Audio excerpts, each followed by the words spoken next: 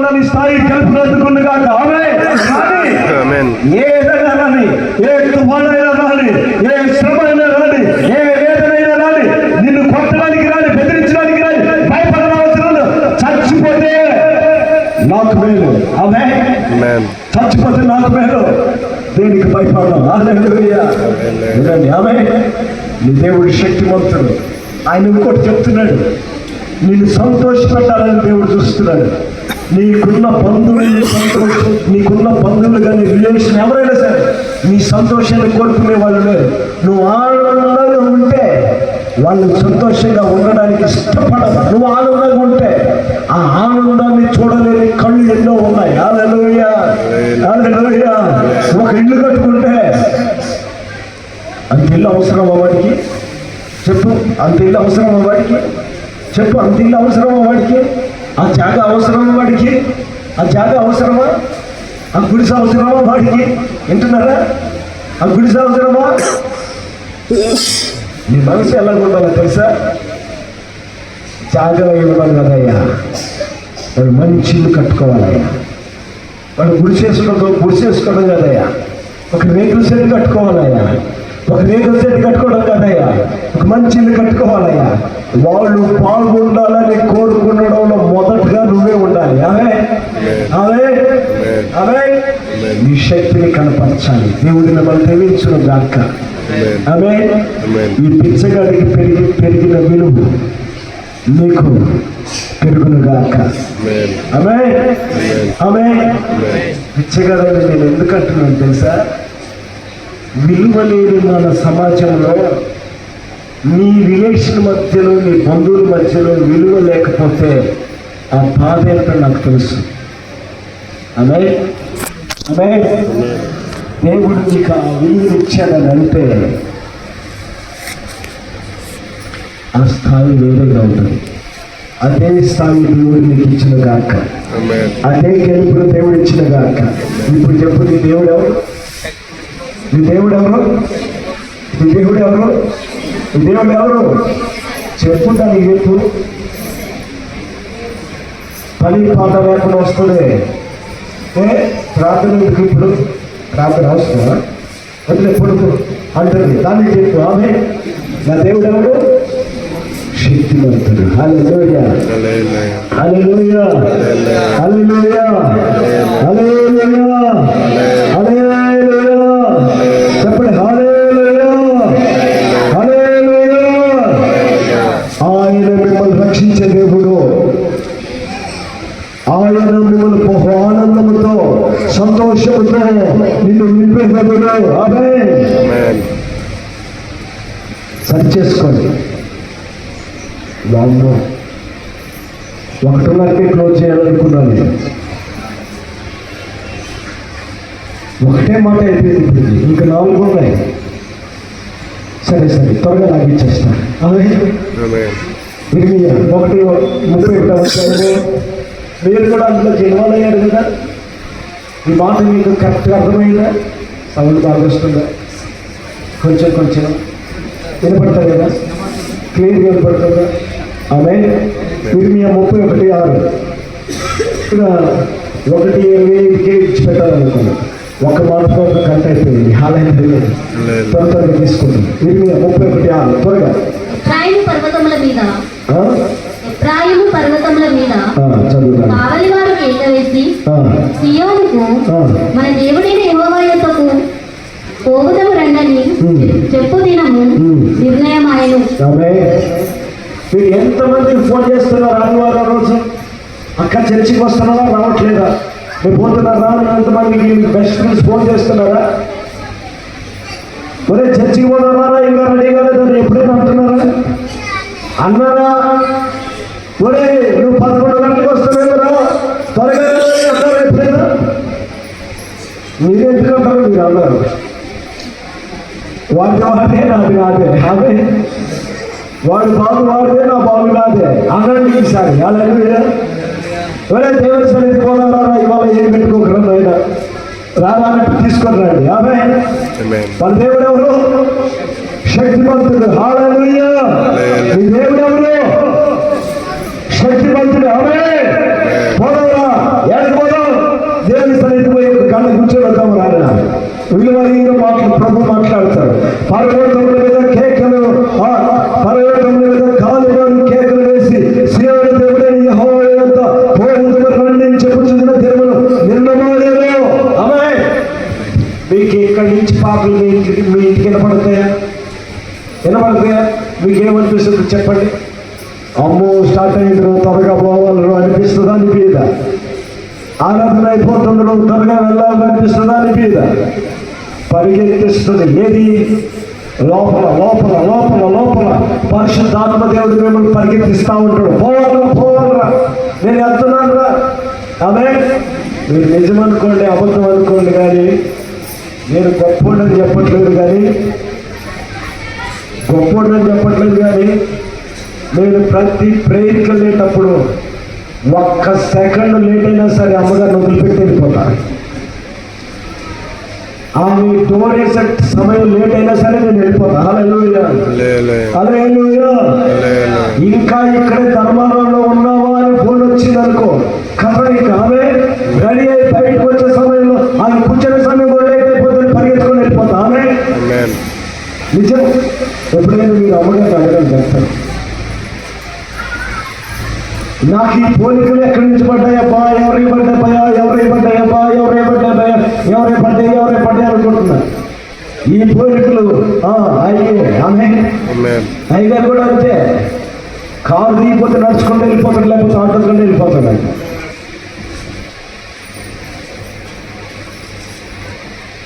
ఆమె నేనేమంటానంటే ఇదే ఆశ మీద పుట్టును కాక. ఏ ఆశ? సరిపోతుంది కదా, 10 గంటలకు పోతే 12 గంటలు పోదాం, ఏం బాగలేదు. ఆ ఆశ మీద చచ్చిపోను కాక, ఆ ప్రేరణ మీద చనిపోను కాక. ఆమె ఏ ప్రేరణ మొదలవును కాక. చెప్పండి, ఏ ప్రేరణ మీలో మొదలు కావాలి చెప్పండి. అమ్మో, మీరు చెప్తలేరు గట్టోళ్ళే. ఏ ప్రేరణ మీలో మొదలు కావాలి? గట్టిగా చెప్పండి. ముందుగా పోవాలి అని. అమ్మా, మీరు చెప్పలేదు, మీకు తెలుసు కానీ చెప్పను. హల్లెలూయా, కేకలు వేయాలి. ఇక్కడ పాడుతున్న పాటలు వినగానే పరిగెత్తుకుంటూ రావాలి. ఆమె అదే రోడ్డును పోయే వాడిని కూడా చూసి ఇక్కడ ఏదో జరుగుతుందని మన మందిరమే, అయ్యో నేను ఆడికి పోవాలనుకున్నాను కదా, ఈ రోజు నేను ఉండవలసిన మందిరంలో లేదు కదా, అరే ఇక్కడ మందిరంలో వాడి వెనక్కి బండి తిప్పుకొని లోపలికి రావాలి. ఆమె కేకలు వేసే మందిరం ఇది. హల్లెలూయా, దేవుని ఆరాధించే మందిరం ఇది. హల్లెలూయా. ఈ రోజు నా గొంతు ఇలా కావడానికి కారణం ఏంటో తెలుసా? అతి ప్రేమ. ఆమె శుక్రవారం రోజు ఒక ఆయన ఫోన్ల మీద ఫోన్లు చేశాడు. ఎందుకు ఫోన్ చేస్తున్నాడు అంటే, ఛాయ్ తాగుదురా అన్నాడు. ఆమె నేను అక్కడ బిజీగా ఉన్నాను, రాలేకపోతున్నా బయటికి. ఆయన ఏం చేశాడో తెలుసా? థమ్సప్ తాగి ఇప్పుడు తీసుకొని బాటలో సగం తీసుకొని నాకు ఇచ్చాడు. ఆయన నేనున్న స్థలానికి వచ్చి, అయ్యారు థమ్సప్ అక్కడ వింటే కారులో మీరే తాగేయాలి మొత్తం అన్నాడు. పాప, ఇంత పెద్ద మనిషి నా కోసం థమ్సప్ తెచ్చాడు కదా, నేను థమ్సప్ ఇన్నే తాగుతాం, ఇన్ని గ్లాసులు తాగను. ఆ థమ్సప్ తెచ్చాడు కదా, తాకపోతే తను బాధపడుతున్నాడని నేను వెళ్ళి కారులో కూర్చోబెట్టి గ్లాస్ ఇచ్చి థమ్సప్ చేసా ఇచ్చాడు. దాంట్లో పోసుకుంటే అది ఒక గ్లాసే కావాలి, 2.5 గ్లాస్ అయింది. ఆమె ఆ గ్లాసు ఒక గ్లాసు తాగిన తర్వాత ప్రార్థన చేసుకొని తాగేటప్పుడు దేవుడు అన్నాడు, ఒకటే తాగు. దేవుని మాట ప్రేరణ వచ్చింది, ఒక గ్లాస్ తాగితే బాగుంటుందని ప్రేరణ వచ్చినప్పుడు నేను ఆగకూడదా? ప్రేమ నాకేం కనపడుతుంది?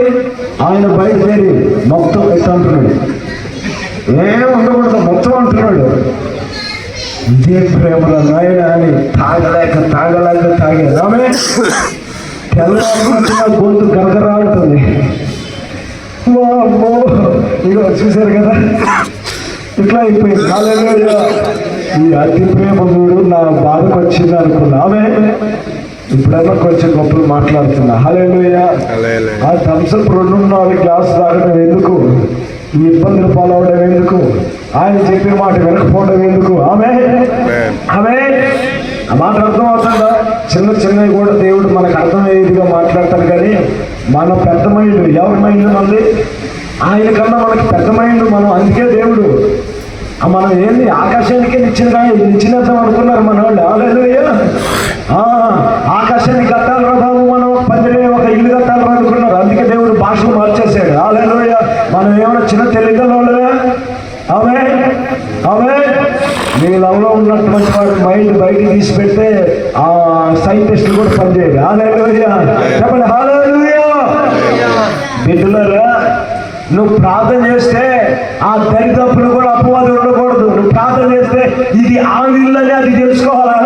నేను పోయే ఇల్లు కదా బాబు, ఇది క్యాన్సర్ వేయాలి అది. హల్లెలూయా.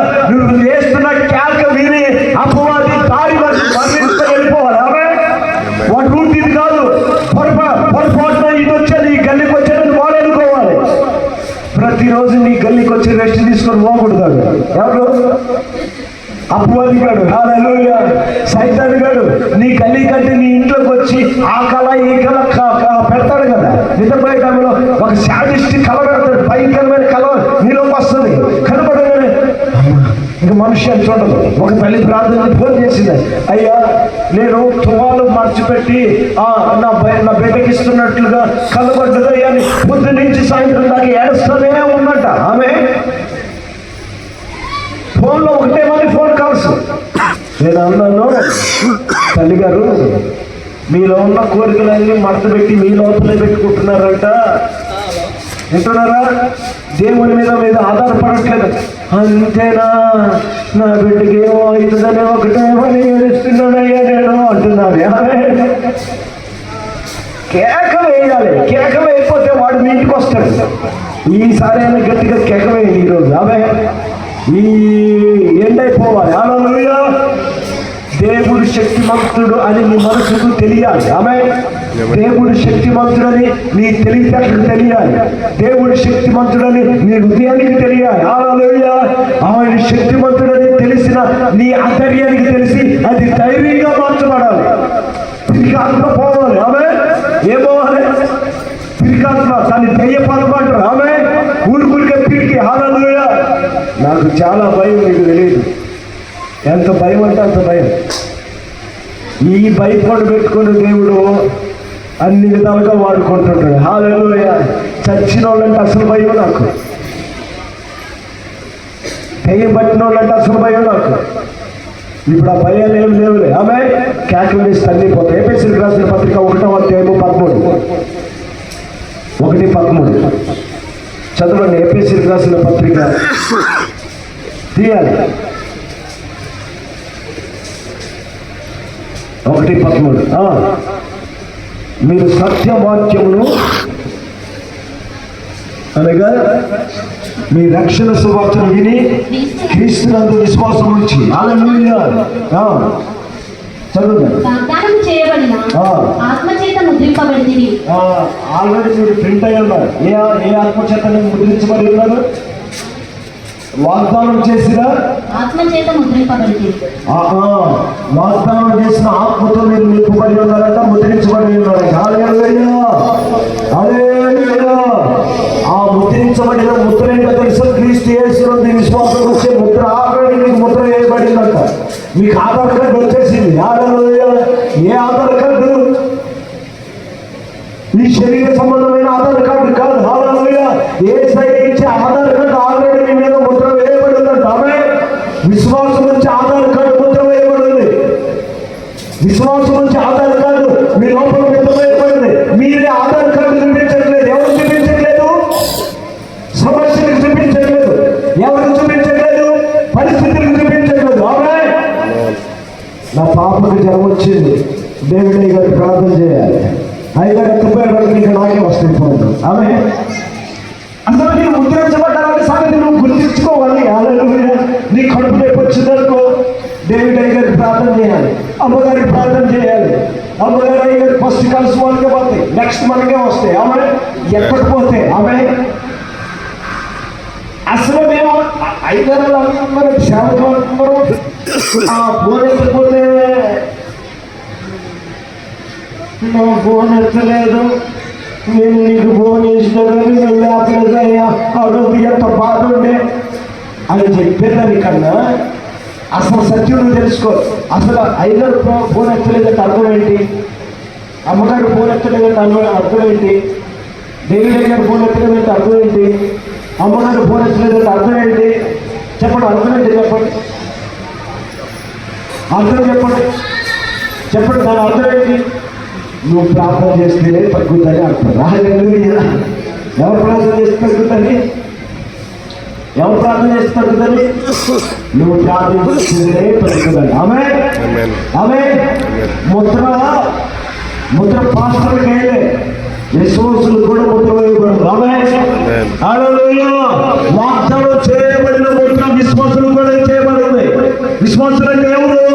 ఆయన యందు రక్షించబడిన వారు, ఆయన యందు నమ్మకం ఉంచిన వాళ్ళు, ఆయన యందు ఆనుకొని నడిచేవాళ్ళు. ప్రతి ఒక్కరికి ముద్ర వేయబడింది.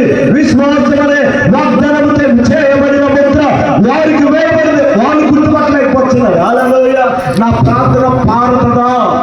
చాలా మంది అడిగిన మాట ఏంటో తెలుసా? పారుతుంది ప్రార్థన. అయ్యా నువ్వు ప్రార్థన చేస్తే మా బిడ్డకు బాగుతుంది అయ్యా అంటారు. ఆమె బాగా అవుతుందని కాదు, పారుతుంది అంటారు. మంచిదే, లాంగ్వేజ్ అట్లా ఉంటుంది కానీ తప్పనట్లేదు. హల్లెలూయా. నీది కూడా మారుతుంది. ఏం మారుతుంది? నేను ఒక తల్లికి ప్రార్థన చేస్తే ఆమె గురించి దయ్యం బయటకు వచ్చి, అవును కానీ నీది బాగా పారుతుందని, అది బాగా పారట్లేదే, ఎక్కడ నేర్చుకున్నావు అంటుందని. ఆ దెయ్యం ఆమె నుంచి బయటకు వచ్చి నువ్వు ఎక్కడ నేర్చుకున్నావు చెప్పు అంటుంది. ఆయన చెప్తాను, నేను యేసయ్య దగ్గర నేర్చుకున్నాను. అబ్బో ఆయన ఇట్టటి నేర్పడే, ఆయన శక్తివంతుడు, ఆయన దగ్గరికి వెళ్ళి నీకు నేర్పిస్తాడంట అన్న. అప్పుడు ఆ మాట ఎత్తకు నాకు వాళ్ళంతా మాటలు పడుతున్నాయి అంటుంది. ఆమె సరే నేను బౌద్ధర్లను ఓటరందరూ వచ్చేది మాట్లాడుకుందాం అన్నాడు. మా సంభాషణ విని ఇంటికన్నా మిమ్మల్ని ఖాళీ చేయించింది. అలాగే ఇదేనా బాబు, దయ్యంతో మాట్లాడుతున్నారు వీళ్ళు. అది వదిలిపోయిన తగులుకుంటుందని ఆగిపోయి. అవును కానీ నువ్వు నమ్ముకున్న దేవుడు శక్తిమంతుడేనే అంటావు కానీ. ఆమె మరి నేను నేర్చుకున్నాను అన్నావు కదా అన్న. మా భాషలో అదిలే అంటున్నాను. హల్లెలూయా. నాకు అప్పుడు అర్థమైంది, వీళ్ళు నేర్చుకునే మాటలు అప్పుడు అర్థమైంది. ఆమె మీరు చేసిన ప్రార్థన దేవుడు వింటాడంట. అది ఆల్రెడీ ముద్ర వేస్తున్నాడంట. ఎక్కడ? మీరు హృదయంలో ముద్ర వేసి మీరు ప్రార్థన చేస్తే ఎవరికైనా బాగవుతుంది, మీ సమస్య కూడా పోతుంది. చివరి మాట 2 కొరింథీ 7వ అధ్యాయము 10వ వాక్యం. 7:10. 2 కొరింథీ 7వ అధ్యాయము 10వ వాక్యం చదవండి త్వరగా. దైవ చిత్తానుసారమైన దుఃఖము. ఏ దుఃఖం అంట? దైవ చిత్తానుసారమైన దుఃఖము చదువుతాను. రక్షణార్థమైన మారు మనసును కలుగజేయును. ఈ మారు మనసు దుఃఖమును పుట్టించదు. అయితే లోక సంబంధమైన దుఃఖము మరణమును కలుగజేయును. చూసారా? దేవుని మీద ఆధారపడకుండా కానీ మీరు దుఃఖపడితే అది మిమ్మల్ని మరణానికి తీసుకెళ్తుందంట. శక్తిమంతుడని తెలియకుండా మీరు దుఃఖపడితే అది మిమ్మల్ని మరణానికి తీసుకెళ్తుందంట. ఆమె చెప్పండి, ఆమె చెప్పండి దగ్గరగా. హల్లెలూయా, హల్లెలూయా, హల్లెలూయా. దేవుని చిత్తానుసారమైన దుఃఖము, దేవుని చిత్తం ద్వారా కలిగే దుఃఖము, అది రక్షణ కలిగించేదే, అది మారు మనసును కలిగించేదే, మరింతగా లోతులోనికి సర్వసత్యంలోనికి నడిపించదే. ఈ మారు మనసు దుఃఖమును పుట్టించదు. అయితే లోక సంబంధమైన దుఃఖము మరణాన్ని కలిగజేస్తుందంట. హల్లెలూయా.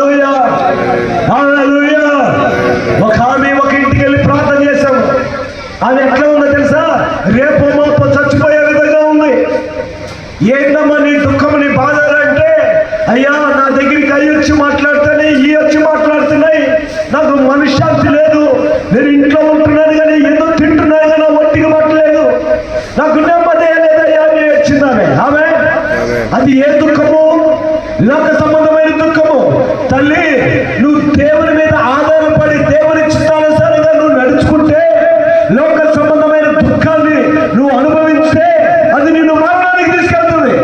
కానీ దేవుని చిత్తానుసారంగా వచ్చే దుఃఖము నిన్ను రక్షణలోకి, సర్వసత్యంలోనికి వెలిగించే దుఃఖంగా మారుతుందమ్మా అని చెప్పి ప్రార్థన చేసి వచ్చాను. హల్లెలూయా, హల్లెలూయా. ఆ ముఖం అంతా ఎక్కడి నుంచి తెలుసా? ఆ తల్లిది ఎముకలన్నీ కనబడేవి ఆ ముఖంలో.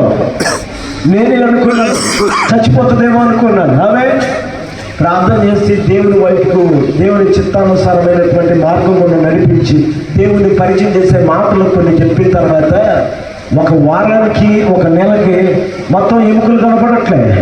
ఆమె ఎముకలు కనపడట్లే. ఆమె ఎట్లా నడిచేది తెలుసా? అయ్యా వచ్చావా, ఇట్లా కాలు కూడా ఎత్తలేదు, లాక్కుంటాను. వచ్చావా అంత మాట్లాడేది. ఇప్పుడు ఆయన ఎట్లుందో తెలుసా? అయ్యా వచ్చారా అనుకుంటా మాట్లాడదు, ప్రైజ్లు చెప్పుకుంటా. మొత్తం ఆమె నడక చేంజ్ అయిపోయింది. ఆమె దేవుని చిత్తానుసారమైనటువంటి దుఃఖము రక్షణార్థమైంది. హల్లెలూయా. దేవుని చిత్తం వలన వచ్చేటటువంటి దుఃఖం అంట అది దీవెనకరంగా మారుతుందంట. హల్లెలూయా, చెప్పండి హల్లెలూయా. మీకు వచ్చే దుఃఖము దేవుని చిత్తమైనదా లేకపోతే మరణ సంబంధమైందా గమనించాలి. ఆమె గమనించుకోవాలి. నువ్వు శరీరానికి సంబంధంగా నువ్వు దేవుని మీద ఆధారపడకుండా ఉంటే నీకు మరణ సంబంధమైన దుఃఖమే కలుగుతుంది. దేవుని చిత్తానుసారంగా నువ్వు నడుచుకుంటే అది నీకు ఇంకా మరింతగా మార్పులు కలుగజేస్తుంది, రక్షణార్థమైనది. చివరి మాట సామెతలు 2వ అధ్యాయము, సామెతలు 2వ అధ్యాయము 10వ వాక్యం. జ్ఞానము 2:8 న్యాయము తప్పిపోకుండా ఆయన కనిపెట్టును, తన భక్తుల ప్రవర్తనను ఆయన కాచును. చూసారా, మీరు ఏదన్నా ఒక తప్పుగా మాట్లాడితేనంట, మీరు మాట్లాడింది తప్పు దేవుడికి నచ్చదని మీకు భయం గుర్తుందంట. పుట్టింది ఎప్పుడైనా నువ్వు ఇట్లాంటి దాన్ని అని మాట్లాడుతున్నాను అప్పుడప్పుడు. అయ్యో మాట్లాడేసాను కదా అనుకొని మరలో నువ్వు ఒంటరిగా ఉన్నప్పుడు బాధపడుతున్నావు. అది నీకు అర్థమవుతుందంట తెలుసా. నువ్వు తిప్పుతావు ఒకటి బాగా తిడతావు. తిట్టిన తర్వాత ఏం కలుగుతుంది? ఈరోజు చెప్పి కూర్చున్న తర్వాత ఏం కలుగుతుంది చెప్పండి? నీ ప్రవర్తన నీకు అర్థమైపోయి దేవుని పాదాల మీద పడిపోతావు. దీన్నే అంటారు తన భక్తుల యొక్క ప్రవర్తన ఆయన కాచుతాడంట. హల్లెలూయా.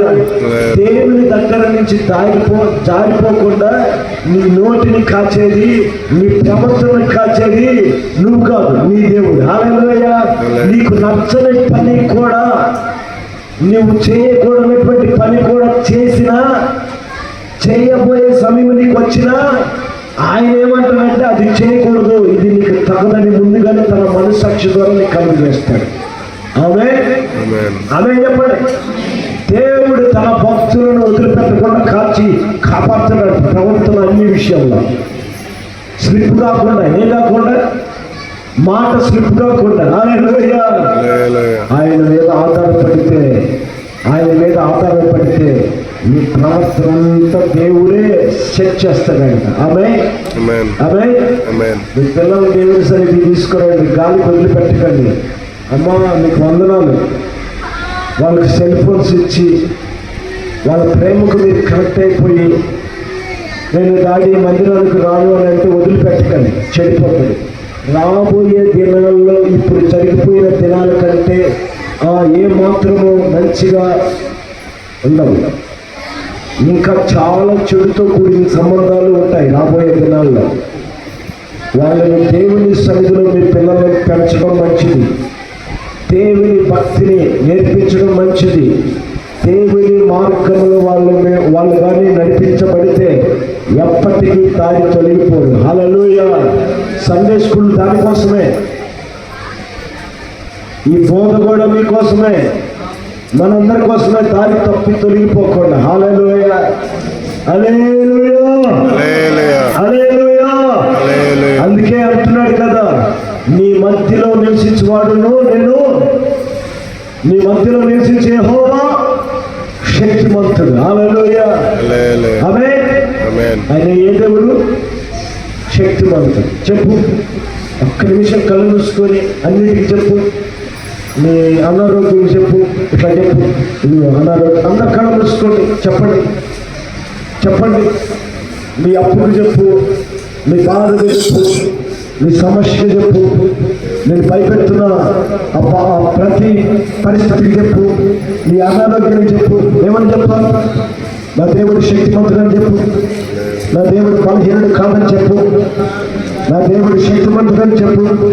ఆయన నాకు సంతోషం ఇస్తాడని చెప్పాడని చెప్పు, ఆయన నాకు సమాధానం కలిగిస్తాడని చెప్పాడని చెప్పు, ఆయన నాకు ఆరోగ్యం ఇస్తాడని చెప్పాడని చెప్పు, ఆయన నాకు నెమ్మది కలిగజేస్తాడని చెప్పాడని చెప్పు. నా దేవుడు శక్తిమంతుడని చెప్పు. చెప్పు చెప్పు చెప్పు. రెండు చేతులెత్తి మోకరించి ఆయన వైపు చూపిస్తూ చెప్పు. ఆయన వైపు చూపిస్తూ చెప్పు. రెండు చేతులెత్తి ఆయన వైపు చూపిస్తూ చెప్పు. నా దేవుడు శక్తిమంతుడని చెప్పు, నా దేవుడు శక్తిమంతుడని చెప్పు, నా దేవుడు శక్తిమంతుడని చెప్పు. హల్లెలూయా, హల్లెలూయా, హల్లెలూయా, హల్లెలూయా. నా దేవుడు శక్తిమంతుడు, నా దేవుడు శక్తిమంతుడు, నా దేవుడు శక్తిమంతుడు. చెప్పు, నీ మనసుకు చెప్పు, నీ ఆలోచన చెప్పు, నీ తలపులకు చెప్పు, నీ నిర్ణయానికి చెప్పు, నీ ఇబ్బందికి చెప్పు, నీ కష్టానికి చెప్పు. ఎక్కడ బలహీనత ఉందో అక్కడ చేపెట్టి నా దేవుడు శక్తిమంతుడు. నన్ను మరణానికి గురి చేయడు.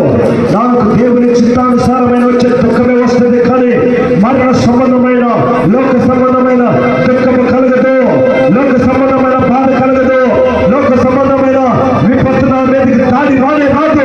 ఆ దేవుడు శక్తివంతుడు. చెత్త కుప్పలో ఏరుకున్న వాడి దగ్గరికి వెళ్ళినా ఆ ఘనత ఇచ్చిన దేవుడు. నీ జీవితంలో దేవుడు నీకు ఘనత ఇయ్యడా, నీ స్థితిని మార్చడా, నీ పరిస్థితిని మార్చడా, నేను ఓదార్చడా, నీకు స్థిరత్వాన్ని కలుగుతేవాడు ఆయనే. నా దేవుడు అంటున్నాడు, నువ్వు దేవుని దగ్గర అంగలాడుతూ ఉంటే ఆ అంగలార్పుని విని సంతోషపడి నవ్వుతూ ఉండే దేవుడి కాదైనా నువ్వు ఏడుస్తున్న అంగలాపులు నాట్యముగా